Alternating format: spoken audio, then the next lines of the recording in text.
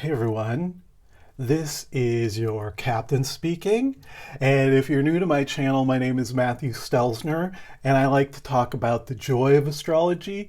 I like to share the most joyful astrological alignments so that you can live a happier life. That's what I'm trying to do with astrology, live a happier life.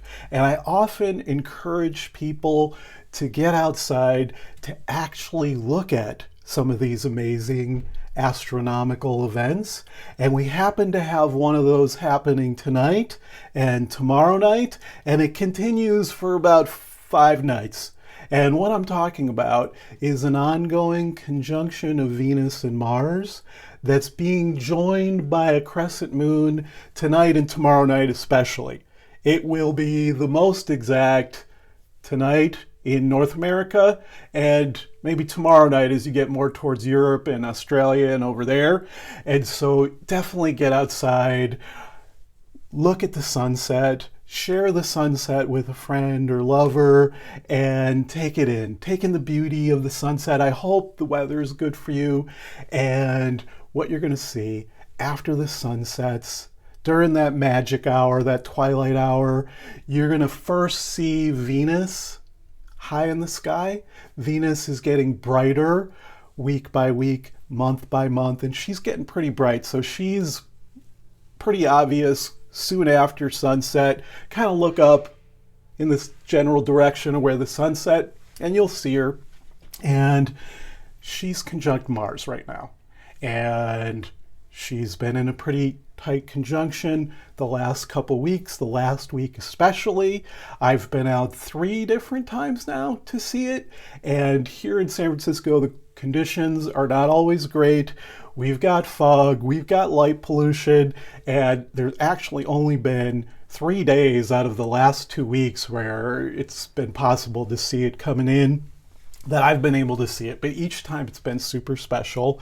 And I have seen it just with the naked eye, I mean Mars, a couple of times. Last night, there was too much fog happening. I did see it with binoculars. I took binoculars out each time, and so I recommend getting a pair of these. These are just kind of basic bird watching, Bushnell, basic, what are these called? These are called binoculars. And so, yeah, it's worth getting a pair of binoculars just for this week if you don't have them, because Mars is faint. If it's a clear sky, you'll definitely see Mars really close. They're within a 1 degree range, and so it's pretty striking. And yet Mars only looks kind of like a faint star, not even one of the brighter stars. But you should be able to spot it no problem. And with binoculars, you can see its red energy.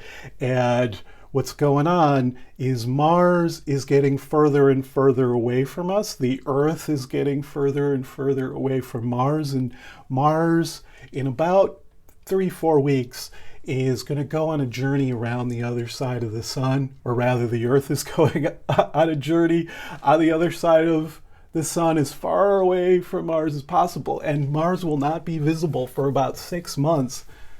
That's a long time to say goodbye to Mars as he goes on his adventures in the underworld and he faces challenges, but finds his strength and courage in the process. That's about to happen. But as Mars is leaving, they meet up with Venus in the nighttime sky, and that's been visible. And what's happening tonight is a crescent moon is joining them, and they're going to get really close to Mars. Venus will get within, the crescent moon is going to get within 4 or 5 degrees here in California. It will be further away depending on where you are, but then closer tomorrow night. So for some people, tonight's going to be the closest. Tomorrow night might be the closest, but both nights are great times to observe them. And to be able to see the crescent moon right next to them, it's going to be really special. And we haven't had a chance to see something like this for 4.5 years. An exact Venus-Mars conjunction setting in the evening sky with a crescent moon. It's been 4.5 years, and it's not going to happen again for 6.5 years. And so definitely try to get out and see it. And I send blessings and prayers for clear skies. If you don't get to see it, don't worry. You can still tune into it. You could still even go to try to see it and just imagine it's there. You know, the important thing is to try to ritualize it, to take time out of your ordinary day to connect with the earth and to connect with the sky and to feel yourself as the earth in a dance with Venus and Mars. And there's no two other planets that do a dance like Venus and Mars. I didn't know about their dance in any kind of deep sense. I didn't really understand how sometimes there's evening Venus-Mars conjunctions, and sometimes there's morning Venus-Mars conjunctions, and sometimes there's both, and sometimes there's neither. That's the thing. And there's little variations as well, and so each one is super special. You may recall, if you've been following along on this channel, that a couple of years ago, in like August, September 2019, I did a series of videos about a really rare alignment of planets, and 3 of them were Venus, Mars, and the Sun, and the Moon, and I think Mercury was in there. All the inner planets were aligned, and I talked about it as a dance party portal. And the thing about it is, the only thing that was visible was the Sun. They were all behind the Sun, and so we couldn't see them. And that's one version of this. Every 6.5 years, there's a Venus-Mars conjunction you don't see at all. And that's what happened last time. And that's why you have to go back 4.5 years to the last time there was an evening Venus-Mars conjunction. And the next one that will happen in a couple of years, Venus and Mars don't get exactly next to each other, and the one after that, 2 years later, is another one of the ones where you can't see them at all. And so it's 6.5 years from now, the next time. And so there's something about that. These 6.5 year cycles of Venus and Mars and their dance with the Earth around the Sun. And it's like, these are the moments where Venus, Mars, and the Earth kind of fall in love with each other, and they move together in awareness. And, you know, Venus has so much to do with love and beauty and pleasure, and Mars is fire and hot and movement. It brings action to things. And so Mars lights the fire of love, and Venus is so attracted to Mars, and Mars is so attracted to Venus. But the thing is, the Earth is closer to Venus than Mars is. And so I think there's a little jealousy that Mars feels towards Venus and the Earth's relationship. It must be hard to see us more distant. Can you imagine what the Earth looks like from the perspective of Venus? The Earth would be, it's larger, and Venus is just as close to the Earth, obviously. From our perspective, Venus is already amazing, and yet from Venus's perspective, the Earth is larger, reflects more light, and gosh, I wonder if it's blue light.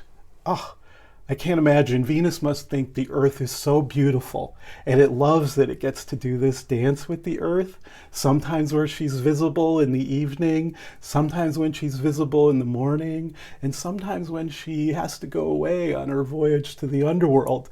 It's such a beautiful dance we're in with Venus. But when Mars comes in, Mars brings movement, Mars brings action. The two together have a lot to do with pursuing that which you love. This is the season to pursue that which you love, to leap into action towards the pleasures of life, the sweetness of life. What turns you on? What are you most attracted to right now? What are the timelines you want to pursue for love?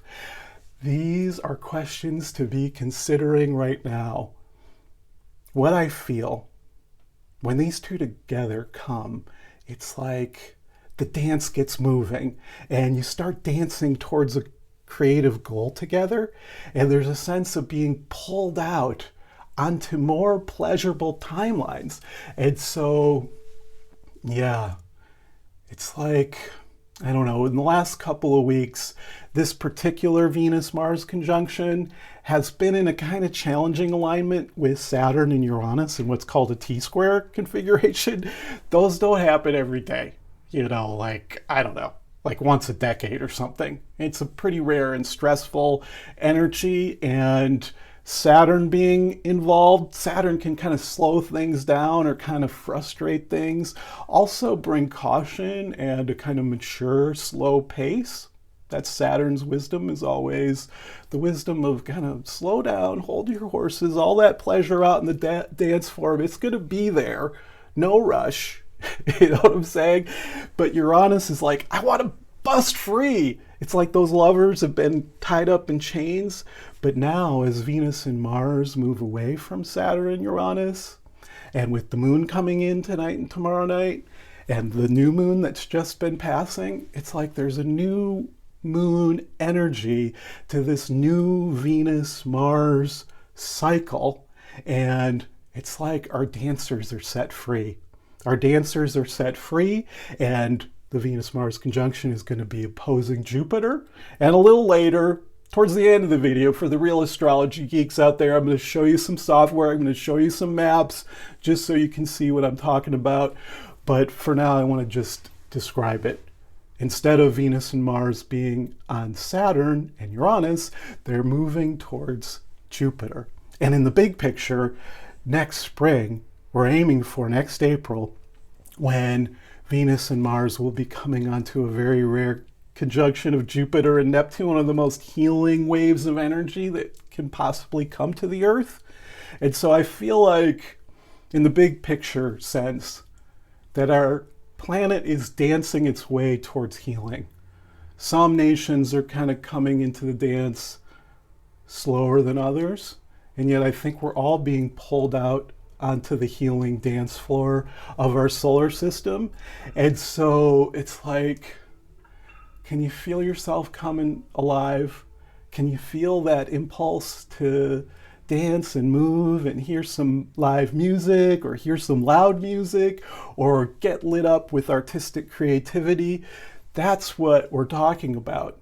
And I'm going to talk about how this Venus-Mars conjunction will be there strong in the next couple of weeks.